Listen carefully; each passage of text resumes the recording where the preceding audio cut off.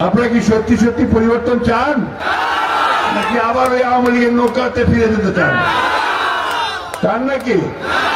তাহলে কিন্তু ওই যেমন 5ই আগস্ট সবাই মিলে রাস্তায় নামছিলেন, তাহলে আবারও সেই মতো ঐক্যবদ্ধ হয়ে রাস্তায় নামতে হবে। রাস্তায় নামতে হবে নিজের অধিকার আদায়ের জন্য, ভোটের অধিকার আদায়ের জন্য, ভাতের অধিকার টানার জন্য এবং ন্যায় বিচার পাওয়ার জন্য, সামাজিক মর্যাদা পাওয়ার জন্য। আমি একটা কথা বলি ভাই, একটা কথা মনে রাখতে হবে আপনাদের। আমাদের যে হিন্দু সম্প্রদায়ের বোনেরা এখানে আছে, ভাইয়েরা আছে, আর আমার এদিকে আমার মুসলমান বোনেরা আছে, মায়েরা আছে।